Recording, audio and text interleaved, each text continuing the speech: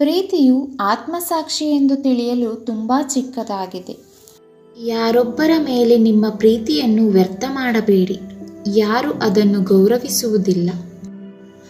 ಕಪ್ಪು ಶಾಯಿಯಲ್ಲಿ ನನ್ನ ಪ್ರೀತಿ ಇನ್ನೂ ಪ್ರಕಾಶಮಾನವಾಗಿ ಹೊಳೆಯಬಹುದು. ಪ್ರೀತಿಯು ತನ್ನ ಸಂಕ್ಷಿಪ್ತ ಗಂಟೆಗಳು ಮತ್ತು ವಾರಗಳೊಂದಿಗೆ ಬದಲಾಗುವುದಿಲ್ಲ, ಆದರೆ ಅದನ್ನು ವಿನಾಶದ ಅಂಚಿಗೆ ಸಹ ಹೊರಡುತ್ತದೆ. ನಿಜವಾದ ಪ್ರೀತಿಯು ಎಂದಿಗೂ ಸುಗಮವಾಗಿ ನಡೆಯಲಿಲ್ಲ. ಪ್ರೀತಿ ಬಯಸುವುದು ಒಳ್ಳೆಯದು, ಆದರೆ ಬಯಸದಿರುವುದು ಉತ್ತಮವಾಗಿದೆ. ಮಳೆ ನಂತರ ಬಿಸಿಲಿನಂತೆ ಪ್ರೀತಿ ಸಾಂತ್ವನ ನೀಡುತ್ತದೆ. ಪ್ರೀತಿಯು ಕೇವಲ ಹುಚ್ಚುತನವಾಗಿದೆ. ಪ್ರೀತಿಯು ಪ್ರೀತಿಯಲ್ಲ, ಅದು ಬದಲಾವಣೆಯನ್ನು ಕಂಡುಕೊಂಡಾಗ ಬದಲಾಗುತ್ತದೆ. ದೇವರು ನಿಮಗೆ ಒಂದು ಮುಖವನ್ನು ನೀಡಿದ್ದಾನೆ ಮತ್ತು ನೀವು ಇನ್ನೊಂದು ಮುಖವನ್ನು ಮಾಡುತ್ತೀರಿ.